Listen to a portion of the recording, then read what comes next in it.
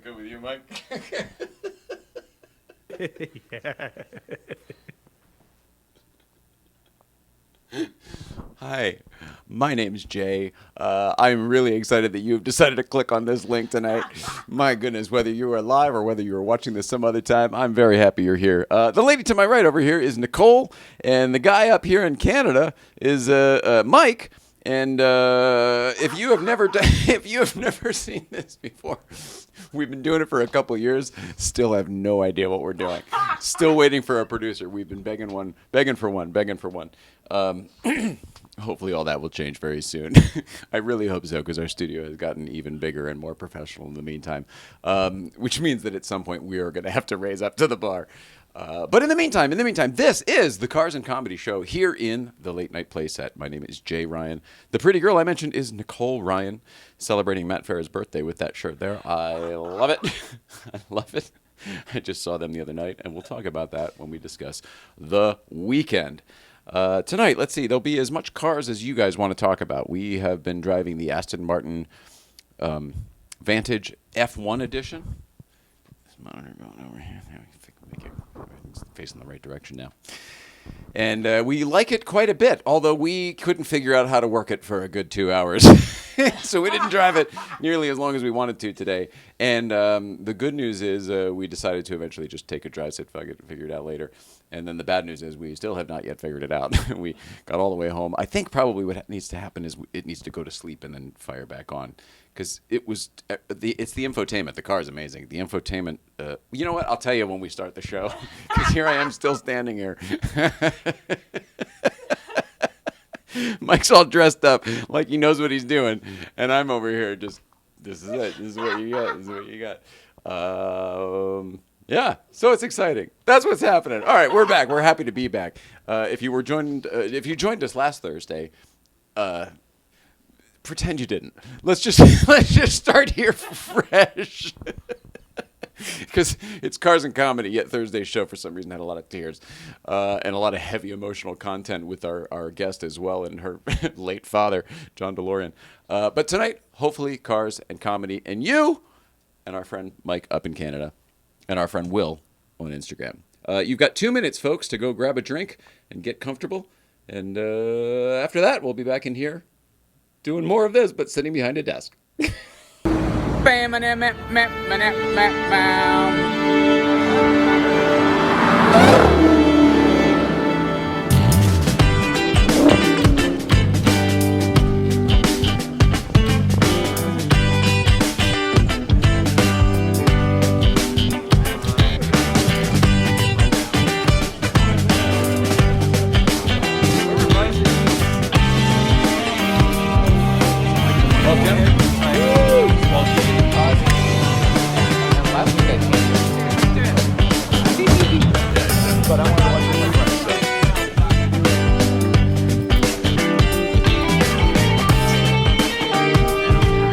Kevin, you gonna buy a Beamer?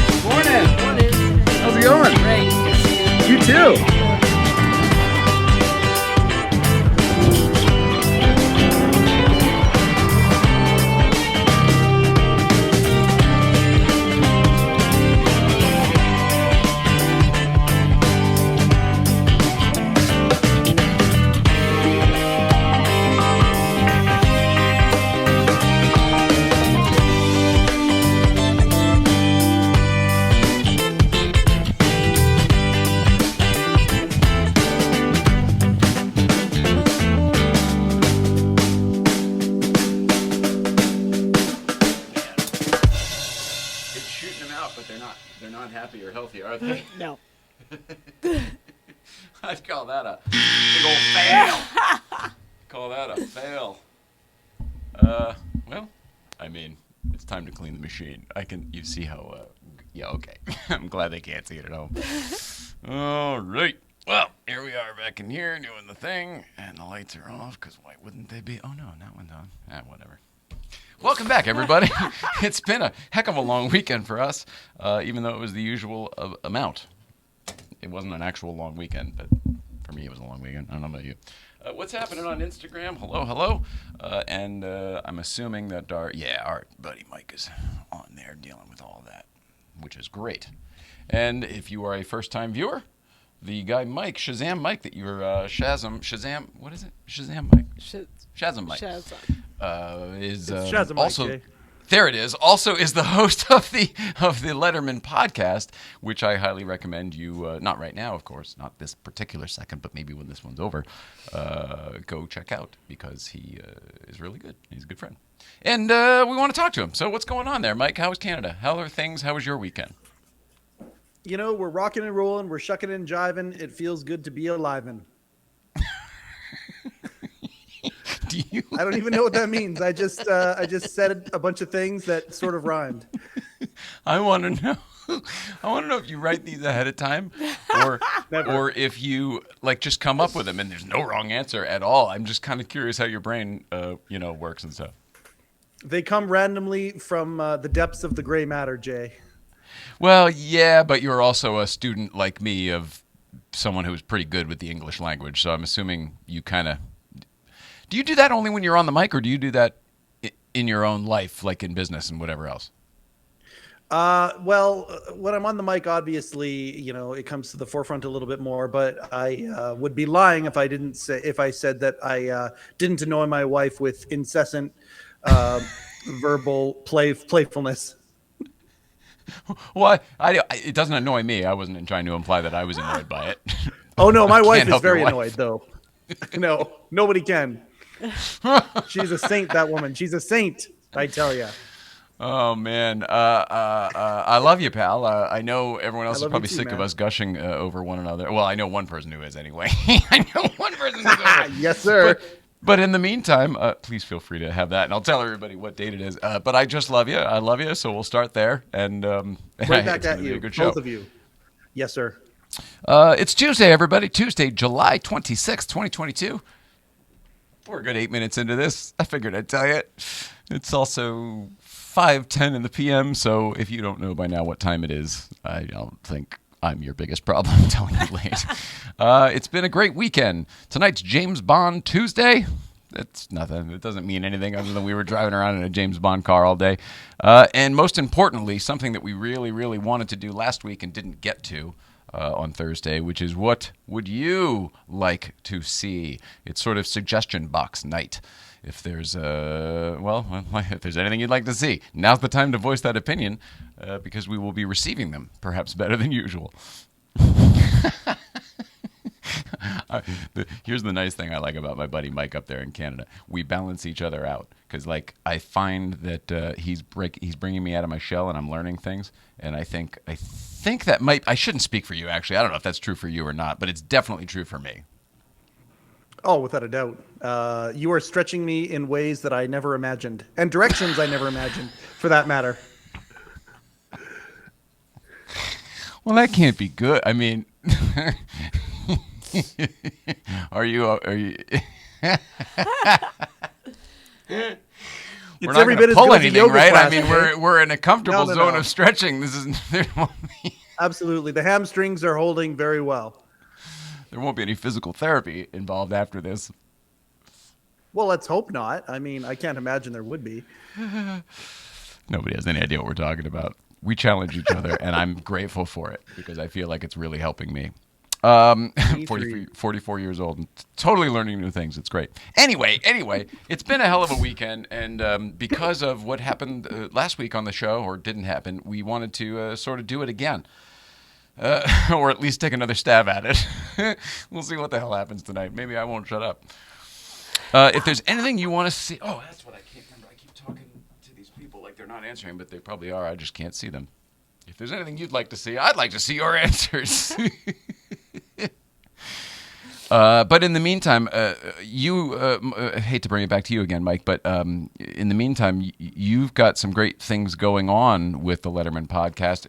We usually kind of pitch who's on the show this Friday. Do you know who your guest already is? I know you've got a few in the bank. Do you know what the Friday show is?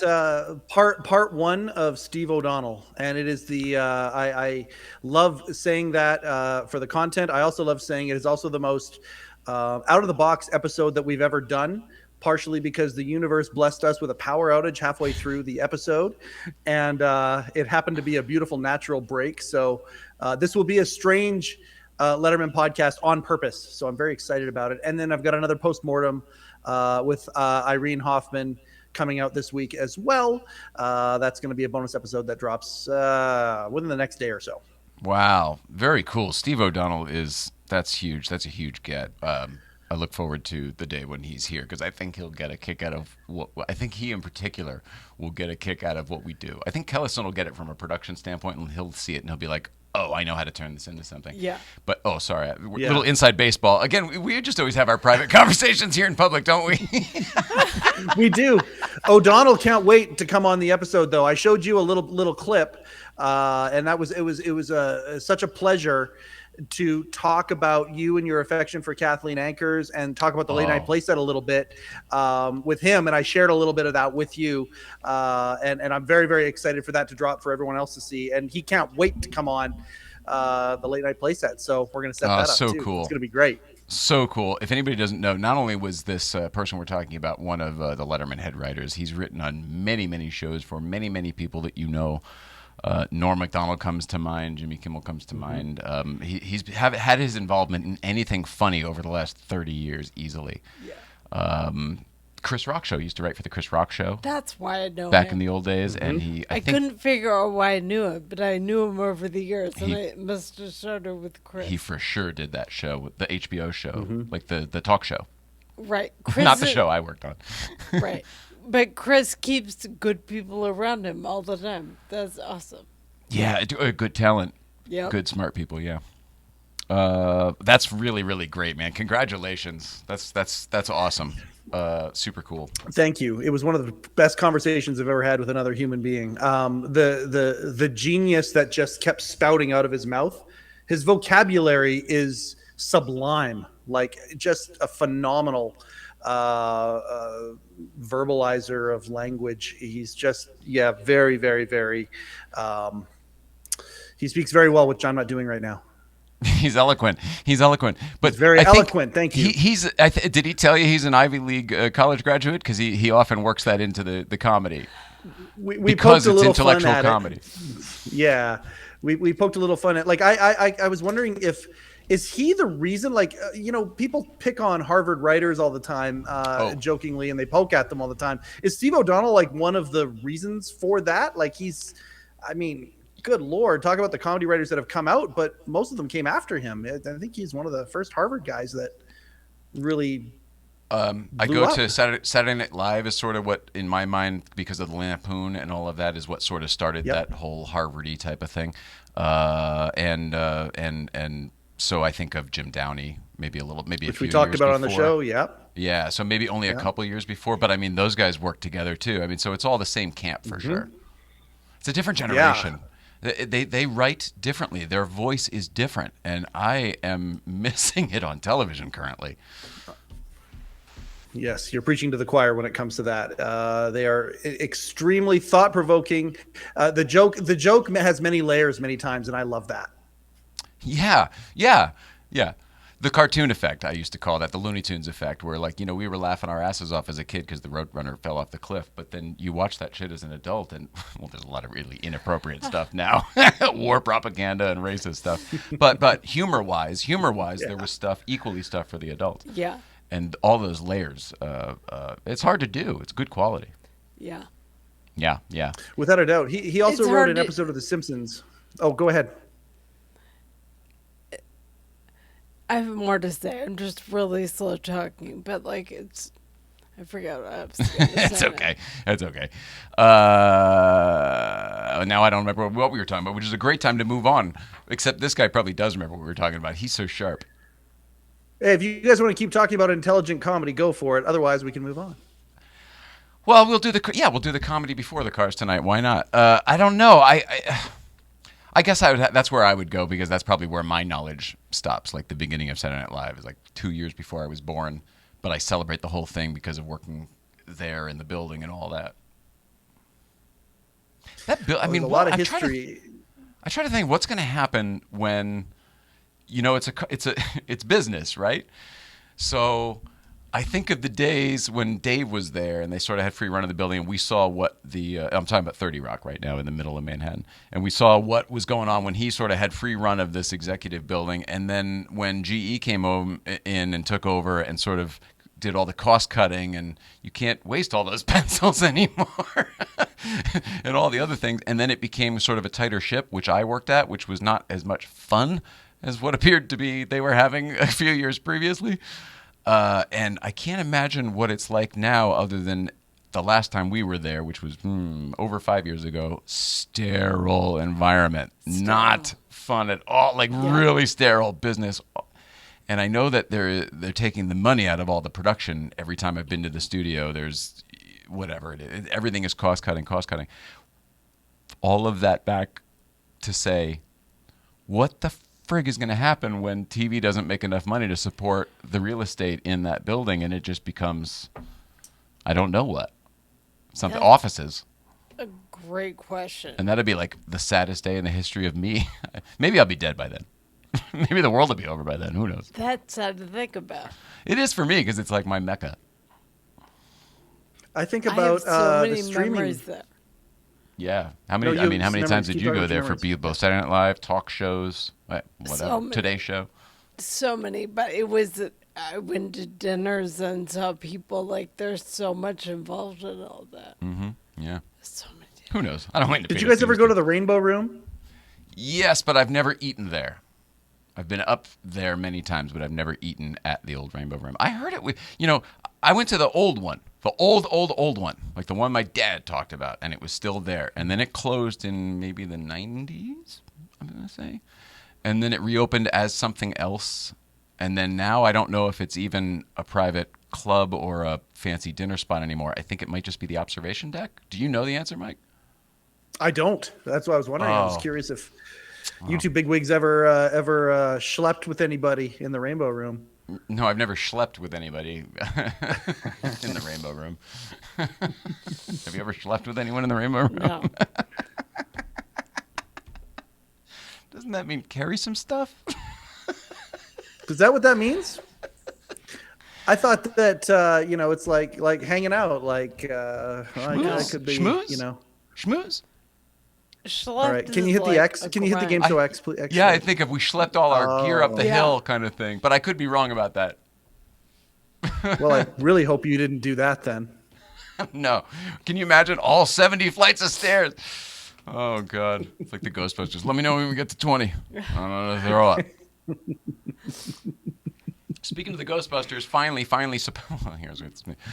supposed to be Sean Bishop on the show Thursday this week. Supposed to be, except he told me right before the show, he goes, yeah, so they just threw in a 3-hour meeting that just popped up. I'm trying to move it. So we'll see. Supposed to be Sean Bishop. And we're going to do the LA Proper thing. And he wants to wear our Ghostbusters jumpsuits. Yes. Okay. That needs to happen. I thought to myself, I'll barter with the jumpsuit thing by saying, all right, well, if you bring the car, we'll and park the car out front, then we'll wear the jumpsuits. And that was going to be my this for that. But I forgot that his car's in the Hollywood Museum right now. Inaccessible. Oh, right. Accessible to be seen by all, but inaccessible to be driven. Right. But go check it out at the Hollywood Museum. It's pretty neat. You never got to go when you were here in town, right? There was like 5 things that were on your list, and I think 4 of them didn't get done. Yeah, that's the thing. When you're traveling with the family, sometimes you got to compromise, and big old Mike here compromised big time on that trip. All right. You're such a good guy. All right. Avance. I want to tell you about Avance. I had a great time the other night at the Peterson. By the way, the number 2 is because it's the second pass at this "What would you like to see" thing, and I have a feeling we may not get to it tonight either. Has anyone said anything? Tell us what you want to see. All right. In the meantime, I had a great time at the Avance launch party up at the Peterson, and I think I told you guys about it on Thursday before we left. We got stuff from everybody. There's shirts here. They didn't have a small, so we're going to get a small sent. For the thing. It was very cool. This, of course, is the image from their I think it's from their first, whoopsie daisy. I'll just get that later. From their first image here. Anyway, it's a membership program, and I didn't really understand exactly what it was. I kind of thought it was a magazine at first, and now I sort of understand. It's a membership program, and the people who are doing it are very, very cool. They're in many, many cities. It's not just here. Check them out. Check them out online. See if you like what they're about. The people are really, really cool. If you like what they're doing, I would do it with them. If I were you, do it too. Cool. Woohoo! Also, yeah. And then there were some cool things that happened too. These are available if anybody either wants them. You can just have them, or we'll figure out a way to give them away and make you take them. and then this. Let me see what page it was. Here we go. Now, this was kind of cool for me. I got to meet, boy, I'm going to screw up his last name, so I'm just going to say Dieter from Andile. And if anybody knows Andile, it's now Porsche Motorsports North America, but it used to be a premier Porsche tuner in town, and it's where Jeff Swart got all his cars serviced for years and years and years by Dieter, only by Dieter. And not only did I meet him and checked out the car, this beautiful article in Avance. It's actually down at the Peterson as well, but Dieter signed my copy right up here, which was pretty darn cool. That's pretty cool. Pretty darn cool. So, and he didn't sign it to Jay, so that's the same type of thing that will go into the pile of, what do you call it? Not donations. What do you call that? No, but it's not that either. It'll be for the foundation for raffles and auction items and all that stuff. It'll go into that. You get a chance to get this back, folks. That's right. And then the pin I chucked on the floor over there was from our friends at Auto Conduct, and I am much more appreciative of the pin than it seemed a moment ago. How far did it go? Do you see it? If you see it, I can go get it. Oh, there it is. All right. Might cover for a minute. Well, yeah, I'm going to go get a pin off the floor. The pin is from Auto Conduct. How was that? Was that okay? You're so good. Thanks. Oh, it's right. What is Auto Conduct? Don't mind me. I don't know what they are. Oh, you want me to tell you about Auto Conduct? I sure do, Jay. I swear to God, this is it's not just Reggie Watts was white. Reggie Watts is not white. Reggie Watts is right. Not Reggie Watts is white. Reggie Watts was right that this is like a train set. But I am the kid who's playing with it on the first day every goddamn time. At no point do I ever, it's never the same train set. I'm always building every single time, so I'm always like, oh, and I never quite have it. I noticed that. Well, hopefully a producer will change all that. In the meantime, thanks for the Avant stuff. That's the good stuff. I've got an East Coast feed we got to do that I think will be cars and comedy related. And here's the pin from Auto Conduct. Get a close-up of this, Hal, would you? Oh, snot. There we go. Isn't that kind of cool? And it's one of the Lean Custom pins. Neat. Yeah. Some people like them. I'm one of them. I'm one of the people who like them. You even know what they are? No. Well, people get these little pins made of their cars. Like, this is not just no car. This is like somebody's car. There's one on the wall over there from somebody gave us of their car. I can't remember. And little by little, we're getting quite a collection. Auto Kennel, I think, has his car done, or he's going to. Cool. Yeah, it is cool. It's another thing. It's another trinket. It's a really neat adult version of what are those baseball cards? Yeah, it is kind of the same thing as that. It's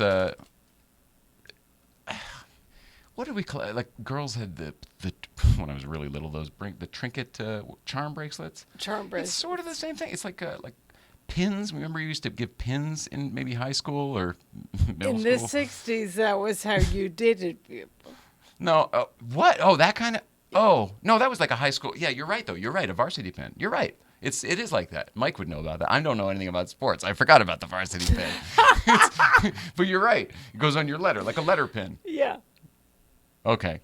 Well, now I'm sensing I should probably like this more than I used to because of our Letterman jackets and everything else. But anyway, I was thinking of the Marty McFly. I was thinking of the 80s. Remember the pins, like round buttons? Buttons. See, I was saying the wrong thing. It's my fault. Why don't you know what I mean? Anyway, all this to say, I got this cute little pin, and I think it's cool. And it's going to go on the wall in the studio over there. And the guy who gave it to me was very, very nice. He was a photographer who's been up to Breakfast Club, and I don't know his name. And if you're watching this, please send me a message because I want to make sure that I follow you and know your name next time. But he gave it to us. Very generous. Actually, it was me and Reggie. He gave this one to Reggie, and he gave me a different one. And it was very cool, but it was clear that I wanted the other one. And Reggie was like, and he just kind of did the switcheroo. Oh, Reggie. Because I love Reggie. Oh yeah, so we went to the Avance thing with Reggie. That was fun. The missus didn't go. I went with Reggie, which was a nice plan B. Great. Not the same thing, but a plan B. Topless Targa. I just sold mine. Sold out. Yes, fantastic. Topless Targa did the pins as well. Cool. Hank on Camera 4 bought a badge. Thanks, Hank on Camera 4. Oh, he bought another badge. Thanks, Hank on Camera 4. I don't know how it all works. Oh, man. So the infotainment thing. The Aston Martin. We'll go from Avance to Aston Martin. This car is amazing. They dropped it off today. What a seamless process. Thanks to everybody involved. But the car, okay, we have it for a week. It's ferocious. It is fast. It is a race car. It's everything they say. But I was having a hard time enjoying it when I didn't feel comfortable when the computer wasn't fully up and running. And somehow when I tried to, I've never done CarPlay before, so that was new to me too. When I paired my phone to do the CarPlay and Bluetooth and whatever, it somehow like maybe froze. Would you say is froze a good word? That's a good word. The whole the whole deal, the screen all and the stopped. stuff. Like you couldn't do anything. It felt like. Couldn't do anything. Yeah, frozen. And we spent a couple hours on it. And it wasn't just frozen. It would work a little bit here and there, but I couldn't navigate and the things that would. Anyway, I couldn't get anything to work. And then the CarPlay wouldn't work, or it wouldn't work at all how it used to work either. So I would get frustrated and I'd be like, well, let's just put the windows down and drive for a little bit. We would do that. And I'd be like, I'll just get up here and I'll pull over and I'll do it again. And I'd do the same thing. And I'd get frustrated after about a half an hour. And then we'd go drive some more. And we did that 5 or 6 times. Yeah. Got a couple hours of driving in. That thing's fast and so nice and very comfortable. I mean, it's very early for a review. We'll talk about that later, but it's ferocious and it looks great in the British Racing Green satin finish. That's what it is. Mm-hmm. Yeah. The inside's crazy. It's all Alcantara and like like neon racing stripe. Did you notice that too? It's kind of Batmobile in there. I did. I noticed the seats. It's a different fabric than I'm used to, so it kept catching my hat. It's very Velcro-y. Yeah, that's what I was talking about, how they hold you in the seat a little bit better. Yeah. They're almost all Alcantara, which is, it's like call it suede for a lack of better term. I'm pretty sure it's a synthetic suede, but whatever, like a microfiber. It's pretty cool. I actually like it. I'm very fond of it. People talk about how it wears in wearable places, and I agree. It does wear badly, but if you don't take care of it, it wears badly. If you take care of it, it's actually surprisingly good. I think people just don't really know that you can totally soap and water wet rag it, and then if it gets, depending on if you damage it, if you get it so it gets all those little knobbies on it so that it's like a sweater with balls all over it, you just shave it. I know that sounds crazy, but I swear to God, you just shave it, and that's fine. I had it on my BMW. One of my BMWs had a competition package or something, and it had it, and I loved it. And then it got gross, and somebody was like, just showed me what to do, like I just told you, and then all of a sudden it was great. Okay, everybody, tell us what you want to see. Go. New car review with Hannah Elliott as a guest. Oh yeah, good call. In fact, I just reached out to her actually, like a day or two ago. So she'll be here. The real Mike Gilbert. Who is the real Mike Gilbert? And I don't mean like, who are you inside, Mike Gilbert? What's going on in there, Mike Gilbert? I just mean, who is he? I've seen his name a few times, and for some reason I keep thinking of your cousin Emma Gilbert, and that's probably not even her. No, that's her married name, right? Isn't her husband's name Mike? Her last name is Gilbert, but I don't remember her husband's name. I like them. I haven't seen them in years. Yeah, they have two little kids now. Oh, wow. Three Riches says Alcantara is I like suede. I mean, I agree with you. Although, that thing I just told you about suede, that doesn't work. That does not work at all. If you've ever seen that episode of Seinfeld in that jacket. You can't get that suede wet. When I was a kid, you couldn't. There's probably ways to protect it now, but I wouldn't call it a wearable item. Not lady stuff. No way. It's hilarious. All right, so let's do an East Coast feed, right? Fire that up. And we're going to check in with Danbury Chive over here at Ridgefield BMW. Roll it, Hal. Mr. and Mrs. Ryan. East Coast Feed coming to you live from work. Look, we got 3 Series here.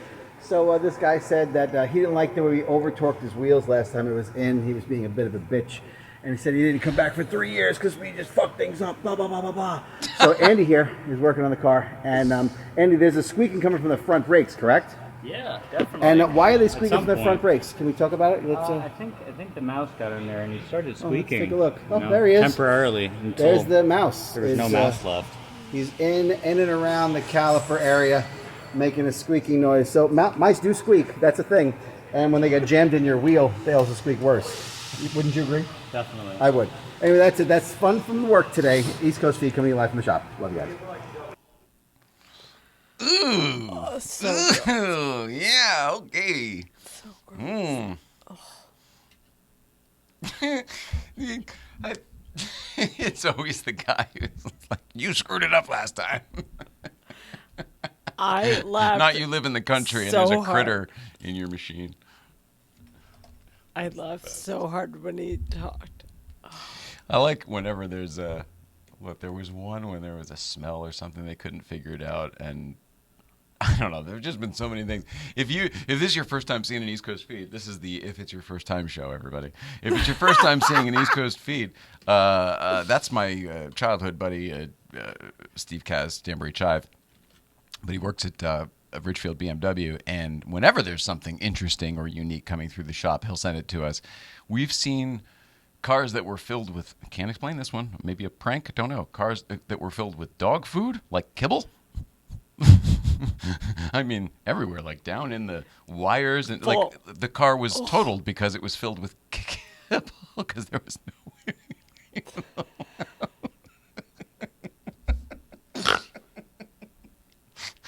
What a crazy problem. I was just thinking, it's food and it's got oil in it. I mean, you'd have to. There's no way to Sucks. clean that. And then there was the other one with the maggots. There was maggots in the wire harnesses and stuff because, someone's whatever food down there from God knows how many years. Oh, yeah, there's some stuff. There's tons of always squirrel nuts and things squirrel away. Oh, God. It's hilarious. And then there's genuine car problems too, though. The BMW that had the shredded drive shaft, I had never seen that before. That was amazing. It looked like polio string cheese. That's probably a dated reference. When I was a kid, there was polio string cheese. When I was a kid, there was different strokes and facts of life. My wife reminded me of Tootie, which is why I love her. Is that true? I used to love Tootie. I had a crush on Tootie growing up like nobody's business. No kidding. I had a crush. Yeah. It's funny. I had a crush on Jo, who I think she was definitely the tomboy. I don't know. Did we? I think she dated boys on the show. She wasn't an implied lesbian, right? There were no out lesbians on television back She then. did. She definitely dated boys. Okay, but I always liked Jo. I always liked that kind of. She was pretty, but she didn't have to do anything about it. Yeah, I get that too. But Tootie had my heart. What was it? The braces? Um, She was always getting I into liked trouble. her. I liked her pre-braces and post-braces and braces for that matter. I always liked her. So do She you just like had- the there was a actress Kim smile. It was a Fields? smile. Ooh, sorry. Do you like the actress yeah. Kim Fields? Sure, yeah. But the delightfulness that Tootie had with the smile and she was laughing and all that kind of stuff. She was just a very happy gal, and I like happy gals. She was. Tootie kind of just sort of bopped around, didn't she? She kind of didn't really get involved in the I mean, it would happen. She'd had her storylines where she was involved in stuff, but she kind of just. You're right. There was kind of a very light air about her. Blair I always call my had a wife problem. Tootie all the time. Yes. You know, there was always kind of baggage with Blair. She was the pretty one, the pretty rich girl. Oh man, I see. I made one quick joke, and you get the reference, and then you send me down memory lane. This is why you're a good interviewer. Your wife Candy is lovely. It was great to talk to you guys the other night. Yeah. Yeah, that was great. How are things going with HeCast while I decide what to do next? Well, I think you're segueing into what's happening here. We've got a member of the motorcycle gang, the Sons of Anarchy, coming on the show in a week or so. So we're boning up, doing a little bit of research on that together. Before I love he comes on board. Yeah, so that's going to be a lot of fun. Isn't it He fun gets going great. Isn't it fun when you can like watch a movie for work? It's weird when you have to. Oh, I got to watch the season of this TV show this weekend because of this. That's really It always felt weird when I would have to leave something to go to a screening that people couldn't go to. Like the movie wouldn't be out for like 8 months. Mm-hmm. And I was like, see you later.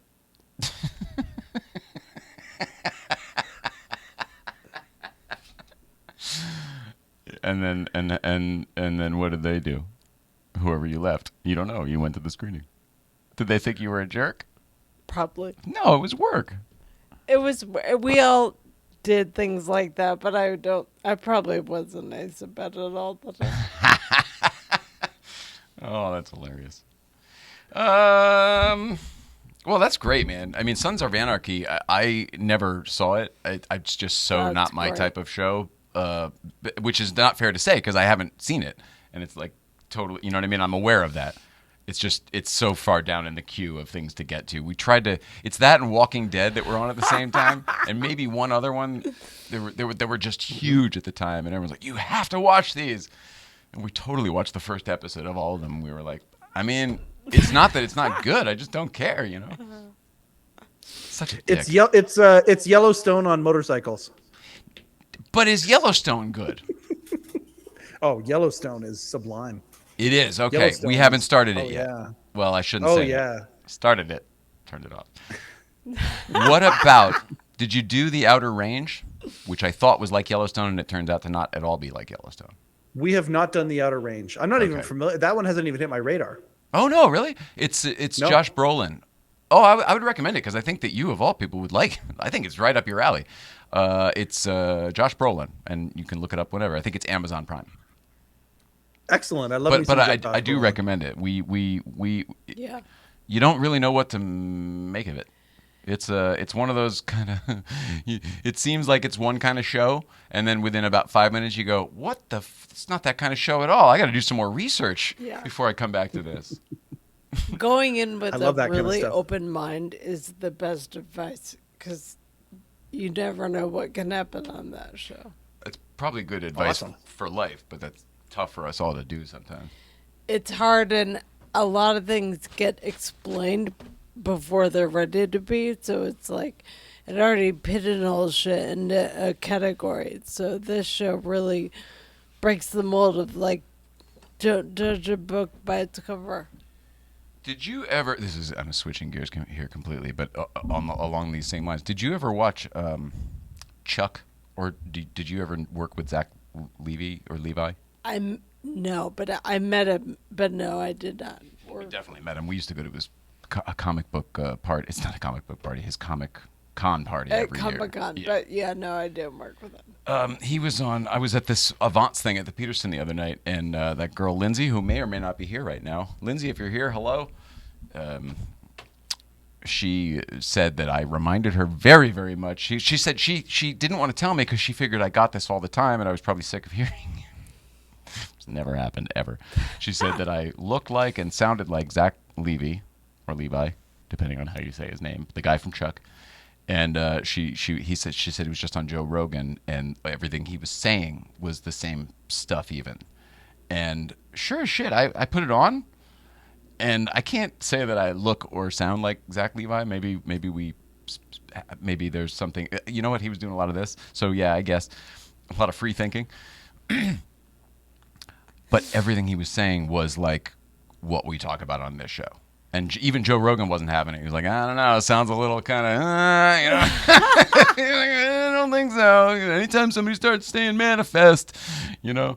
He's like, and the energy. He goes, my spidey sense creeps up. But Zach didn't back down. And I don't know. He's definitely on the right page with things for whatever my universal download is. So I was curious if I want all of this to say I want to invite him here, but I didn't want to do it cold if you knew him, and now you don't. So Yeah. I'll have to do it cold. I hope Gotta you start get him having on these the meetings show. before the show. What? I said I hope you get him on the show. That's Shazam, man. Oh, wait, right? Wait, not the. It's crazy how the world works. Wait, so that's right. That's where you got your name, your screen name from? Well, I love Shazam since I was a little kid, but I love Zachary Levi's portrayal of Shazam and Billy Batson. I love him. So Shazam's a character like Batman, and then Zach Levi played him Yes, once sir. like Val Kilmer. Sorry. Yes, sir. And the second movie's about to come out. Oh, for real? Oh, okay. Jeez. Yeah, Maybe in that's the why next he's doing year. the talk show circuit. Except he was not talking about the movie. He's got a great story about persistence because there was I forget which Marvel movie it was that he was like second in line for, and he missed it. I think one of the Chris's got it, I think. And anyway, but Shazam is one of his favorite superheroes, and just, yeah, he's got a very cool story of persistence, how he kept trying and trying and trying, and he finally landed this role, and it was a huge personal life goal for him. And I love his story. He definitely believes in all the manifesting of the universe and things like that, and he's been blessed many times because of it. He seems to have more than one reference as well. Some people kind of have one sort of phrase that they go to every time to sort of make their point, or sort of it's hard to describe what I mean, but he didn't just show up going, I watched this YouTube video and it's really great. I mean, he was well versed in his opinions and his beliefs. And maybe that's what it is. He actually believes all this stuff hardcore, which then, of course, it just comes out of you. Right. Wild. Yep. I have to... There's so many things. Can we talk briefly about Tony Dow? Tony Dow, Wally from Leave It to Beaver, huge friend to the car community in Los Angeles. It was posted earlier today that he died, and I then jumped on and said, oh, so sorry, because we've met up at Malibu, and he's very good friends with our good friend Fireball Tim. So I posted about it saying, oh, so sorry, the whole thing. Okay, well, Tim got back to me right before the show saying, thanks so much, obviously. However, he's not gone. Oh, that's a special kind of awkward. It's no, it is. Well, I mean, I'm happy to be on the inside and find out from a friend that he's not gone, but it seems that there's a mix-up, but he is on like hospice or whatever. So I posted prematurely, but a lot of love, thoughts, and prayers. I don't know what you're supposed to say to somebody who's in hospice and, you know, things aren't looking good. But this guy was very nice. He's a classic actor from the, you know, sitcoms from when we were growing up, the frickin' Leave It to Beaver. My God. It was Nick at Night for me, but I know my parents grew up with it. And he's a really nice guy. So, and a friend to friends of ours. I just want to... Also, it's not a redaction. It's just kind of I wanted to let everybody know what I know. Car history is always fun, too. What was your first car? Where did you learn to drive on? What did you learn to drive on and crash, etc.? Well, these are good. Are you asking me? Are you asking us? Because we These can all answer. what would you like to see answers. No, I know that. But Oh, sorry. no, it's okay. I appreciate the help. I guess my point is I'm trying to show it to them. I'm trying to answer them now. So my first car was a Honda Accord hatchback, 1987. It had 100,000 miles on it, 100-something thousand miles on it, 120, and I probably sold it with 150 or 60. Hatchback, DX, 0 options, no AC. We put a radio in it. It had one aftermarket option. It had a pop-up sunroof, glass, totally leaked. Of course, they all did. And not a manual. I mentioned manual because there was no options, and roll-up windows. It was not a great car in that, like, oh man, you wouldn't get any cool attention with it, or you wouldn't get up the mountain in style, or whatever. But Honda, reliable transportation, totally. When you're a kid, that's the Yeah. most important. Totally. And I was so grateful to have it because it was a car. It was freedom. Yeah. Nowadays, kids don't care about the cars because they have the freedom. They have access out of the house with their pads and their pods and their That's a really iPhones. good point. When we were could kids, we not didn't have wait that. to get out. Yes. Go hear somebody else but your parents Yeah. for a little bit. Anything. And what 3 tapes am I going to bring with me for this adventure? Because the 3 tapes you decide to bring are important. What a great point. Yes, the music along the journey is a great point. Later on, it was those... the 87, it would have been cassettes, and it for sure was cassettes, but I owned it in the 90s, so it was those CD binders, the CD binders with all the sleeves. I had those. What a disaster. If you didn't zip it up and you took a turn or whatever, Bye. don't ever throw it on the back seat because you just for a second, you got something to play at the pool, and then you threw it back in the car. One fucking turn. Woo! I did that. It was the worst. Oh man, Shazam, Mike. I Good couldn't point. afford a CD player for my car, and so I bought the Discman. Yeah, that's And what I then did. The Discman had the thing that came out of the earphone jack, and you put the cassette in the cassette player. That's it. So it's so stupid. What a The life car hack that thinks was. it's playing a cassette. The thing actually whines and everything, and then somehow you're sending a digital signal to the heads, Yeah. the fake head on the thing. That's At totally the time, what I it was had. the greatest buddy. life hack in history. I mean, what were you listening on to that on that rig? Because I could embarrass the hell Milli out of Vanilli? myself right now.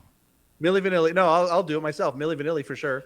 No, I wasn't going to embarrass you. I'll embarrass myself. All right, Spice Girls. Okay. Take that. Oh, there you go. All right. Yeah, you win. He goes, oh, I can't top that. I'm not even No, going to try. no, I got nothing. It was a great album. Everyone's making fun of me. I play. Okay, here. Okay, here's a little inside baseball. When I go and play the music at the baseball games, I I play female artists when the opposing team comes up every time they do their walk-up music to come up and bat. And one of the things that I do is I'm all about that bass. I like to get the audience laughing, right? Yeah. And one of the songs I play, I have 3 Spice Girl songs actually that are in that rotation from that album. So there you go. Well, there was only the one album, right? So, and it was only probably 10 or 11 songs. So, what are the? Well, I'll tell you what I want. What I really, really want, probably, of course. Yeah, right? Wannabe. Wannabe. The Spice Up Your Life. Power of Okay. the world. Da, da, da, da, da, da, da, Oh, that's a good one. Yeah. Yeah. That's the introduction to the Spice Girls. Yeah.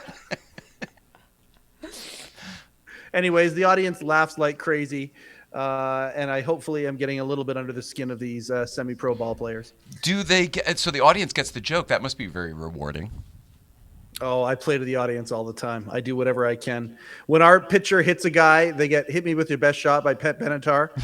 And then when their pitcher hits us, it's the major league version of Wild Thing, of course. You really, you're doing you're doing your job like Hal would. You're adding your Yes. personality to the craft. I love that, to the trade.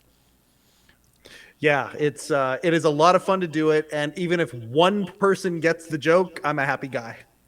I don't know what the setup physically is there. I'm assuming you're in a booth or something probably, right? Are you Yep. close enough that you can see the crowd's reactions? You can tell what they're if they're responding or not, right? Yeah, right underneath the window of where we are. We're above, home plate. It's like amazing, and the very top of where the season ticket holders sit are there, and the window's wide open. So we're hearing them laughing and stuff. Perfect. So if a foul ball goes out and we play like glass breaking or something like that, they laugh and they eat it up. It's lovely. That one. Yep. Yeah. Like I said, you're throwing your personality in. I love it. What was your first car, Mike? 1987. Right on. Dodge Dakota. Was 5-speed. Dakota was the truck, right? Pickup truck? That was the truck. Little pickup truck. Yeah. Yeah, I like that. Yep. That was my very first vehicle. 5-speed. All my cars were standard. The first 4 vehicles I owned were all standard. I love standards. Why? And it had no air I conditioning. want to see if it's Why do similar I to love me. standards? Why do you prefer manual? Yeah. Me, I do too. I enjoy being part of the driving experience more. I feel like I'm part of the driving experience more when I'm shifting the gears. I love owning a standard. I totally agree with you, but did you get influenced anywhere or from any place that you're aware of to do, or was it simply when you started driving you took to this, I prefer this over the other? It's that. Okay. Yeah, just automatically enjoyed the standard. Back to the Future for me. Oh yeah. Yeah, I could see that. It was Back to the Future. Absolutely. That to me was That driving. I downshift he does? understood. They shot all of that stuff so well. It was probably all second unit. It's probably not Michael J. Fox, but all of that stuff was shot so well that they showed you the physics of how to drive a damn car. So that movie, that parking lot scene in the mall parking lot where he's running from the Libyans. Yeah. Let's see if these bastards can do 90. That is the scene that taught me how to drive. Downshift. Simply because I had the brain that could understand the physics of, oh, this does that, this does that. I got it. Airwolf taught me how to fly a helicopter. I know that sounds crazy, but I understand how to. Same way, same reasons, right? They were good at illustrating how. So when I was like 14 or 15, I taught my girlfriend how to drive stick in their Ford. What's the Ford? It was not a Focus back then. It was before the Focus. Taurus. No, before the Taurus, the small one. Before the Focus, it was the Escort. That's it, the little wedge shitbox. It was a little Ford Escort. And we went to some industrial park, and I totally, I drove us there because I knew how from the thing, even though it was my first time doing it. I was like, oh, look at that, it works, totally works. And because it worked all the way over there, and of course, bullshit. Told the mother, "Oh yeah, no, I know, I'll just take her, no problem." And luckily, it worked out. But man, god damn, it's hilarious. I forgot all about that. So funny. Sorry, man. All right. Memory Lane is Should fantastic. really just call this show Jay's Memories. Reminiscing with Jay. Nicole, what was your first car? I got a Saturn shortly after my 16th birthday, but I learned to drive on Toyotas. A rusty one and a blue one that you had to... My dad had broken the handle, so you had to put the handle in a certain way, or you couldn't get in. Couldn't kill those old Toyotas. I love all of the home fixes we all had for used cars. The things either our parents did or someone did along the way. That's funny. Toyotas were both stick. The Saturn was it bought for you, or was it the family had it and then it became yours when you got your license or It whatever? was bought for me. Oh, I wow. wanted a neon, but Oh, that's right. the Saturn was bought, used for me later. I forgot the story. That's right.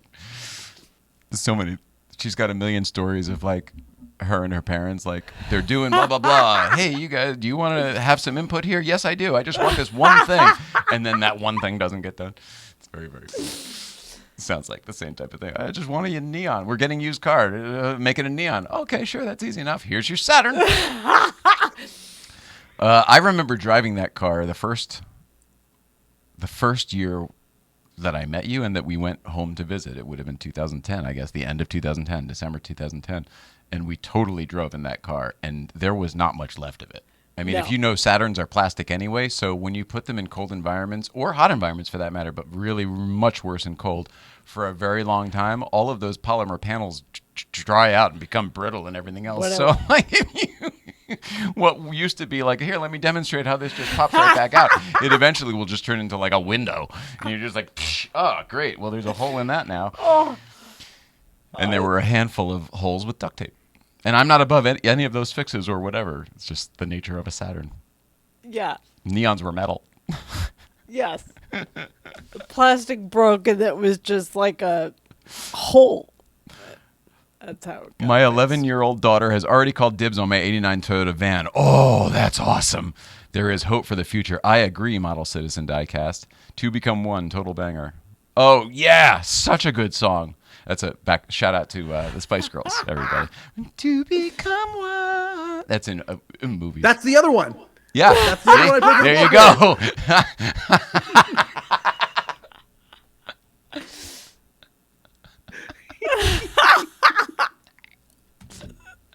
I'm so embarrassed that I know it all. I really do. I mean, and I really do like that album. It's genuinely good. Not all the songs are good, but like for the time, it was so well produced. And I had this conversation with Christian James Hand, a fella who knows music. If you don't know who that is, look him up. This guy literally deconstructs music for a living, and he totally agrees. It's like, that album's fucking great. That's a fucking great album. Don't let anybody tell you otherwise. I listened to it over and over and over. It was good. I was in a school dance competition with one of the songs. Oh, yeah. Yeah, that makes sense. Because it would have been like I was probably just out of high school and you would have been like junior or senior or something like that. Yeah. Yeah. Was it like what do you call it, a talent show? Yeah. Yeah. There's no talent in those high school talent shows. You ever notice Zero. that? There's like one girl who can sing, one kid who can play the piano, and a bunch of people just farting around.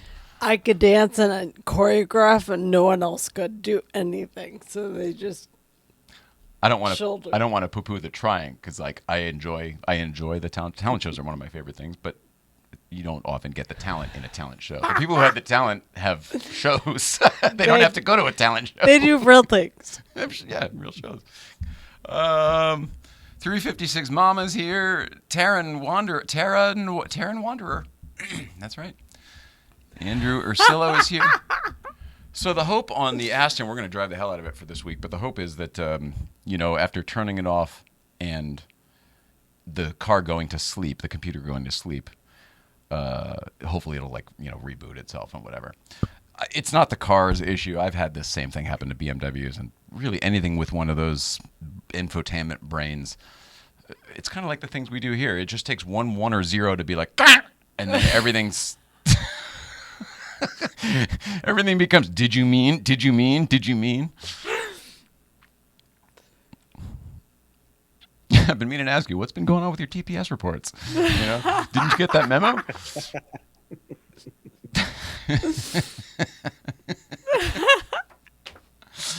Oh my gosh. Tony Dow, that's a bummer. It's a bummer because it's going to be goodbye to him one way or the other. And the fact that it is drawn out and it's not, it's like, it just sucks. It sucks for the family. It sucks for everything.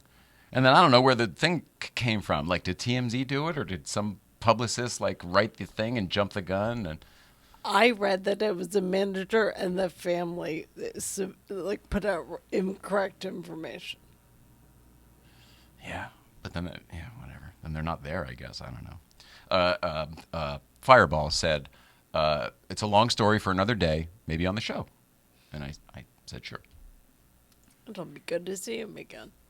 Yeah, we've been meaning to have him back anyway, but I mean, that's kind of a, remember he was going to come back. He was going to have Tony on the show. He was going to come back with Tony. Oh, right. At one point. So, we won't hold him to that. Right. He can come back without Tony. Right. It's terrible. It's terrible. Oh, man. The weekend. Energetically, the weekend was kind of a roller coaster here. I know at the end we're talking about the weekend. How did you feel after Thursday? I don't want to get emotional or anything, but I mean, are you okay and everything? I just want everyone else to know. I watched it back. It got really dark, and I needed apparently to get it out of my system. But it was a Purge. good slap in the face of no one needs to put that out. Certainly not me. I don't need to feel it, and I don't need to share it. I don't want to. Well, but I think the purge part, you letting loose. I mean, I think you talking and stuff is really good. Well, how it came out, kind of dark, like you said, and on the show, maybe not so great, but whatever. But you having the release, I think, is probably good. It's so good, and I've learned so much about what's happening because this is different all the time. But I don't have anyone to talk about that show with, like what this is, because it's different all the time. So it's literally something I think about all the time because I have to navigate it all the time. But I feel better now, calmer. Yeah. You could see it. You could see it in your face. I mean, it's you had something to say before.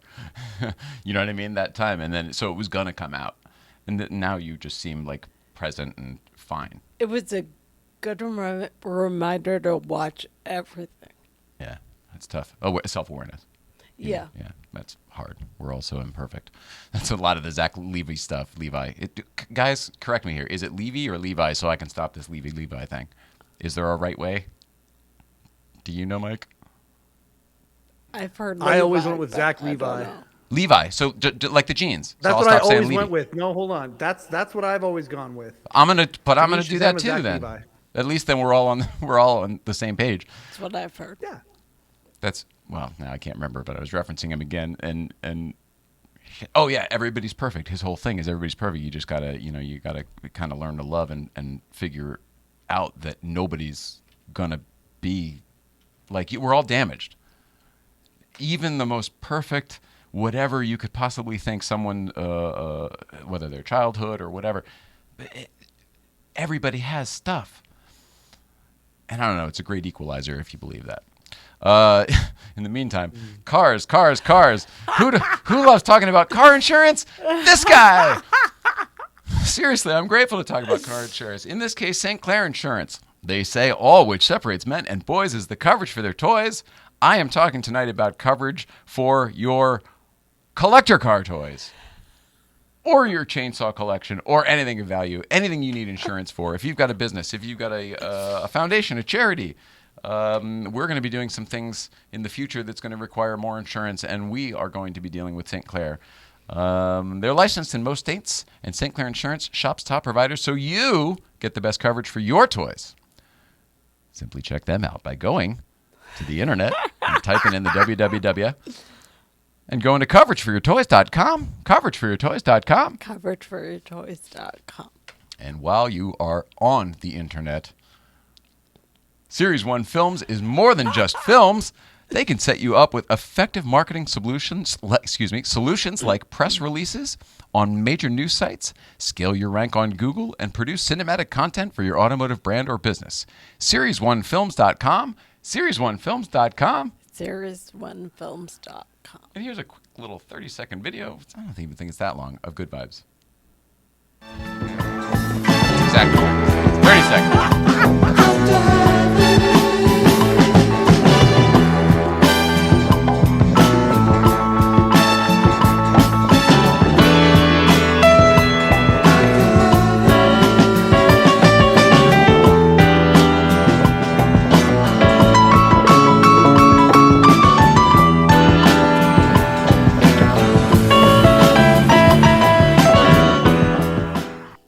Yeah, that's the stuff. Jay, can I share with you a fantasy? I'd love it. I mean, have- let's start it. And if I pull the plug, just don't. That's fair. No, let's hear it. I have been the past few weeks like visualizing and just when I have a moment going off and thinking about taking my car, how it would be to transport it to LA, just the whole logistics of how the hell do you do that, and then doing my car down there, and after driving it a few miles and stuff to break it in and all that, taking it up to Good Vibes. I want to do that so badly that my mind continually puts that picture in my head. I love Good Vibes. It's such an awesome place, and I want to somehow, some way make my car a part of that experience. It's before I die. I love it so much. Oh, man, that's beautiful. But I'd say that you should just make that a plan. Yes. Because I think that Yes. doing your car or having your car done in Los Angeles or the greater Los Angeles area makes a lot of sense. Some of the best It does. car people who do that type of work. I mean, there's great people everywhere, but there's a great concentration here. And then, like you said, it's like you're doing European delivery. You know, you buy the Porsche and then you have it delivered at the factory, and then you go drive it there on the Nürburgring and the Autobahn and get that whole experience. Yeah, I think That's it's what it beautiful. would be like, except cooler. And we would love to have you. Because yeah. You've already I'd been. go 2 or 3 weeks in a row. Yeah, I love good vibes. Just the idea of going up there with my car just makes me short circuit in my head with joy of possibility. Yeah. The car that we drove in today would probably be more similar to the ride that you would have driving your special automobile. Remind everybody what it is real quick. I own a 1990 Mercedes-Benz SL60. Which is a So special car it's- because Yeah, so this is before AMG owned Mercedes. AMG would just that was the first year of that model, the R129, and they would just buy them, take them off the assembly line. They would bore the engine out from a 5-liter V8, it used to be called an SL500, to a 6-liter V8, do the suspension, put the sway bar on, lower it, do their things that they do, and then they would cleverly rename it an SL60 AMG. And that's the first year of that car. So yeah, So it's, cool. It's pretty rare. so stinking cool. And what color is yours? I think it's midnight blue is the Mercedes color, but it's a dark blue. On top of what color leather? Black leather. Classy. Very classy. Yeah. It's got the crazy. Apparently, the wheels on it are 2,000 US a wheel. They're the AMG wheels with like the dozens of little rivets that go around the entire thing, and Oh, wow. the flat. Yeah, it's the wheels on it are really cool. Everything about that car is cool. I love it so much. Did you buy it because you knew what it was and the rarity, or because you just loved this car? You loved how it looked or something? Or both? Yeah, this is another one of those M universe things. So I had a client. So the SL 500 of that year was always my very favorite car. They changed it when I was in grade 10 for the first time in 20 years. What the SL looked like, I fell in love with it. I remember that, and me too. Yeah, it just so great. And then I'm a few years into my financial practice, and I meet this guy who is like for a first meeting, and he's like the former Mercedes-Benz something of Western Canada, and he's got like an old Firebird that used to be a police car, and he's got some really weird cars. And I tell him, I said, "Oh, Mercedes, that's awesome. The 90s SL is my absolute dream car. It's my favorite thing in the world." And he just kind of looks at me and he goes, "Really?" I'm like, "Yeah." He goes, "Come with me," and he takes me into his garage, and he's got an SL sitting there, and I look at it immediately, and I'm like, "Oh, this is great. Wait, what? Why is it?" And I'm looking, and he just has this smile on his face because he immediately sees that I see the stance of the car is different and something, and it's got a weird spoiler on it. Like SL's never had spoilers. And I'm looking at it going, what the hell is this car? And then he tells me about it. And a couple years later, I went through my divorce, was going through like a hard time, just a sad time. And he goes, "Hey, you want to buy my car?" I was like, "Really?" And I'm like, "I don't know if I can afford it." He goes, "No, you can afford it." And he gave me he goes, "Just promise me you'll never sell it. Or unless you give me first right of refusal back." Yeah, that's That fair. summer, I put it in a car show, and I got offered $110,000 for it. I said, "No, not selling it. Never, not going to sell it." So why do you Yeah. want to restore it if it's that clean already? You just want it to be perfect. No, it's 30 years old. I want to drop the engine. I want to replace all rubber You inside want to be able the to drive engine. it I want to do every day. I want to be able to drive it every day, even though ironically I won't drive it every day, but I will drive it a lot in the summer times, and I want to take Candy out to Vancouver in it and different places, and it needs to be done properly. You know, it's got 140,000 kilometers on it, so it needs to be done. What's that translate to miles? Is that like it's like 80,000? Maybe 90,000? 110. Oh, maybe? it's closer than I thought. Oh, okay. All right. 110, something like that. Well, then, yeah, I understand you wanting to do it, but man, I can't wait. Me too. You told me everything you want to do, and it's like it's an undertaking. It's a commitment. Oh yeah, I figure it's going to be 50 to 100,000. I think, but you know, It'll happen at some point, and we're gonna somehow find a way to document it and put it on a show or do something with it, because I'm not gonna take that process and just let it fall to the history books. I'm gonna document every little bit of it, and Smart. I was going gonna say that's food on TV. Watch it. you're kind of getting into your association here and etc. I feel like you might make some connections along the way where perhaps you could soften that blow a little bit. Won't that be fun? Yeah. Or like we're talking well, whatever. There are other cars that about that we're talking about doing, and they would be like, oh, you'd make a TV show around doing this restoration or whatever. The same thing could be said of that. Like you could be an episode of somebody else's show, or you might have your own show where you're learning how to restore your car. All of the above sound delightful. He can't believe he's living this life. I love how every single time it turns into like, what the hell? All right, let's see. Tony Dow. I didn't do What Are You Watching? And I would have liked to have done it at the top, but, there were so many other things. Should we do What You Watching? Do you guys want to do What You Watching? I don't care. I think that's a good way to finish the show. We should do it? Okay. All right. I appreciate you producing, Mike, and you wanting to do it, and everyone being in alignment. All right. Well, before we get to James Bond, which is obvious because of the Aston Martin connection, we started watching old car movies, like putting ourselves down the rabbit hole of old car movies. We started with Gumball. Do you guys remember Gumball? This is on the recommendation from our good friend Phil Morris. Gumball is about the Cannonball Run, and it's from the 76, I think, which predates the movie The Cannonball Run, which surprised me quite a bit, because I was like, I thought Cannonball Run was the movie about the Cannonball Run. The movie Gumball is really good, and it is Cannonball Run, just without the comedy. Right. I thought, so basically, the missus and I were picking up on the same stuff while we were watching this. We're like, boy, it's the same fucking thing, but it's... And then when we did the math with the age, we were like, well, wait a second. So we think that what happened with us personally here is what happened with Spaceballs and Young Frankenstein and a handful of others, where we saw the parody before the movie and had no idea that there was a movie. Totally not getting any of the references, and I feel so stupid. So many things. I knew it and loved it and watched the comedy over and over and over. Can quote the lines, absolutely. And then I don't even know the freaking original source material. Pitiful, pitiful, Jay Ryan. Pitiful. So, Gumball's great. Gumball is really, really great. The photography is awesome. It's totally period. Those cars, those sounds, everything but the smells. It's available in HD in a lot of places. Totally go check it out. Highly recommend.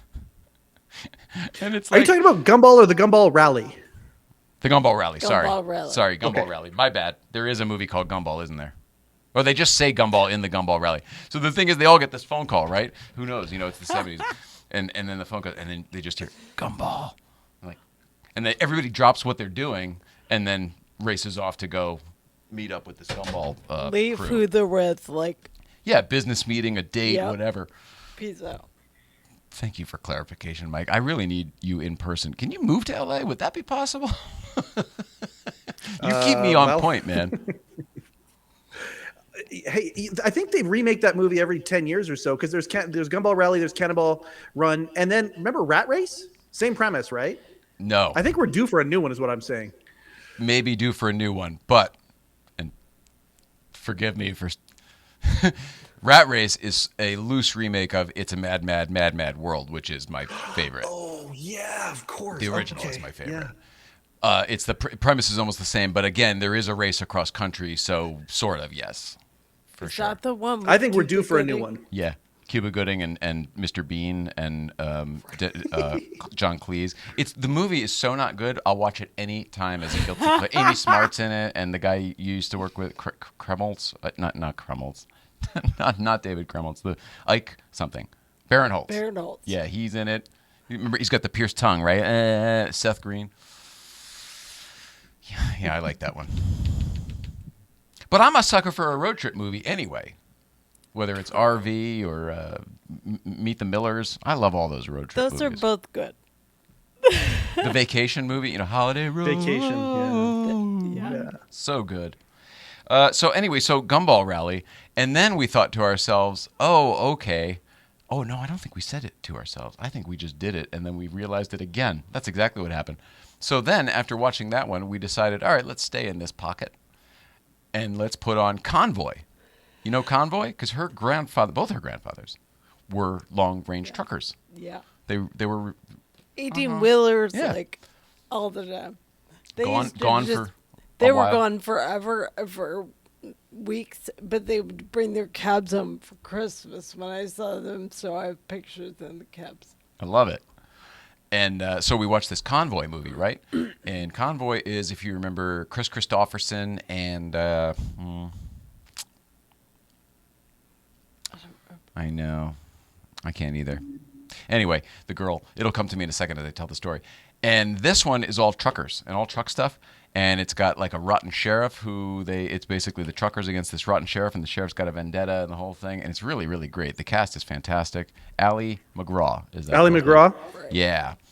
And the sheriff is Ernest Borgnine from Ernest Airwolf. Borgnine. Yeah, Santini Air.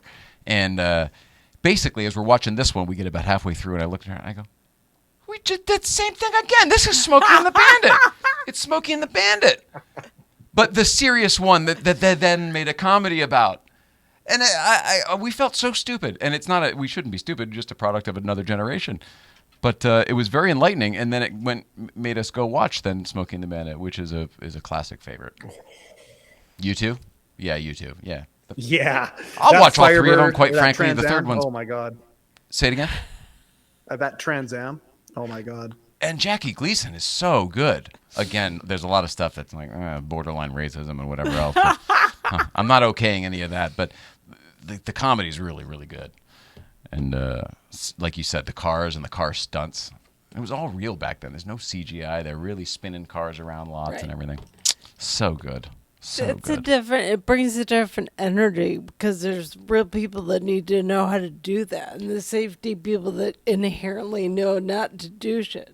It's why that movie, another movie that's not really great, but I'll watch it every time, Gone in 60 Seconds, the Nicolas Cage later Yep. one, because the real guy is in the real car doing the real driving. There's a different authenticity that Yep. it brings to the shots that aren't CGI, green screen, process trailer, all the things, all the tricks we're used to seeing in the movie business. It's like, wait, that's just a camera mounted on the car and Nicolas Cage just doing donuts and whipping around. And I feel that way watching shit when Dax drives. Like when you that's the same example. Please go. when you see the people doing real things, it's like I don't know who some of the famous people are, but it's like kudos. Yeah. Like that's a whole other level of that business. Yeah, and you're right. Dax did that movie where he did. I mean, he probably always does his own driving, but the one that he directed with his wife in it too. And they shot part of it at his house.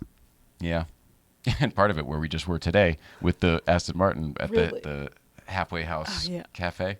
Oh yeah. Oh my gosh! All right, and then Marconi, everybody. I believe after this weekend the tickets will be on the site. I think because it'll be a new month, and I think that's how it works. But Marconi Museum, Cars and Comedy at the Marconi 9-3. Very excited. We're building a show. There's a lot going on. I'm getting nervous about it. It's going to be fun. It's going to be really fun. As the clock ticks down, it's like, you better get your ass in gear. It's like, shit's fucking happening now. Luckily, there'll be a lot of other people there. It won't just be me. I And you. cannot wait. Me too. It'll be really great to have all of the people. It'll be great to do this for the people that we're doing it for, but like to actually see them.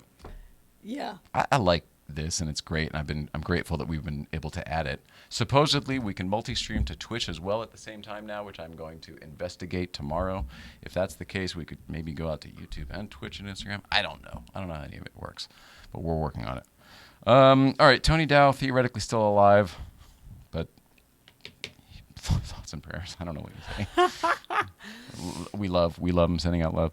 The Letterman podcast this weekend has a great guest on Friday with Mr. Steve O'Donnell. Man, that's great. Congratulations. Yes, Part one of Steve O'Donnell.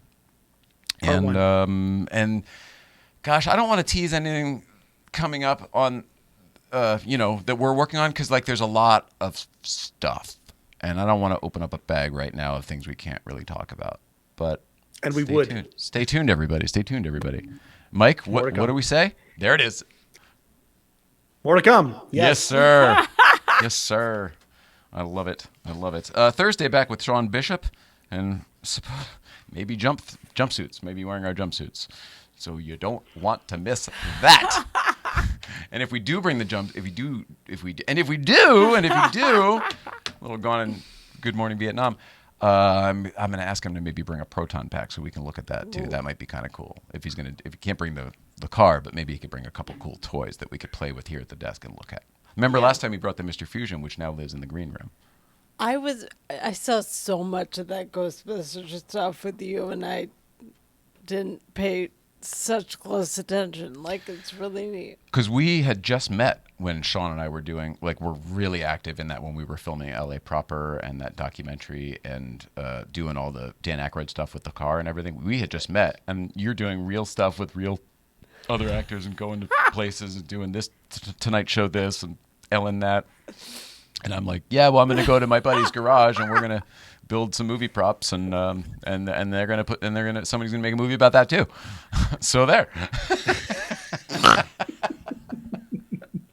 You're like, all right, have fun with all that. She didn't get it, man. And then one day I put the time machine in her. This is the first place that I ever knew you, your old apartment. I put the time machine in her old apartment right behind her Audi once. And it was us leaving at the same time and some neighbor seeing it and being like, what that's the coolest thing ever.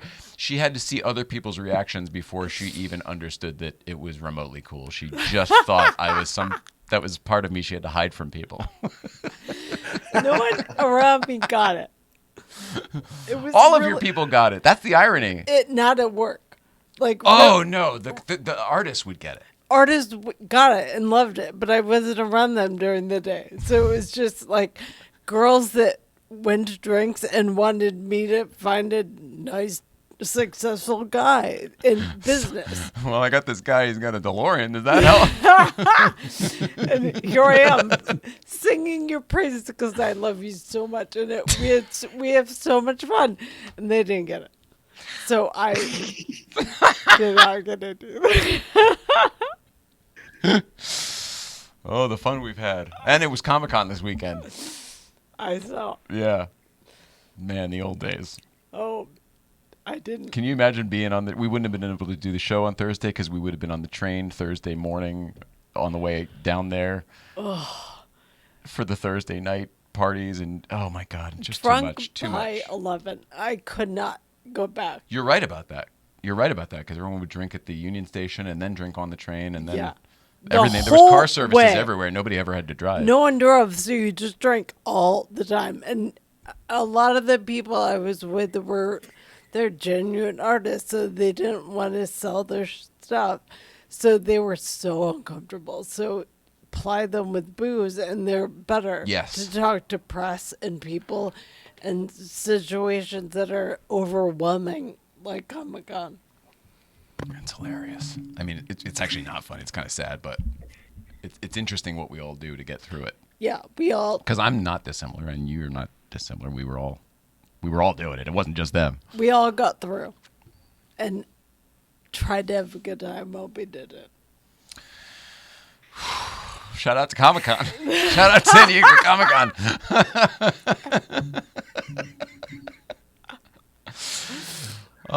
We got to figure out a way to do this. Like I would love to it would be so much work because I take so many damn pictures. But looking through old photo albums from back then, I mean, of us hanging out with the It's Always Sunny guys and the Mythbusters and all of your people from Adult Swim at the time, the whole Children's Hospital crew, which was a huge cast of funny people.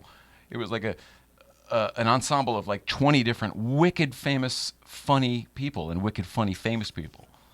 Yeah. Megan Mullally was like, and Henry Winkler are like sort of B-C characters. They came on late. Like the people that were really invested, like it was a good group. So good. All right. I did see a couple things for what do you want to see here, and I made a couple notes myself for things that we learned along the way, so that's good.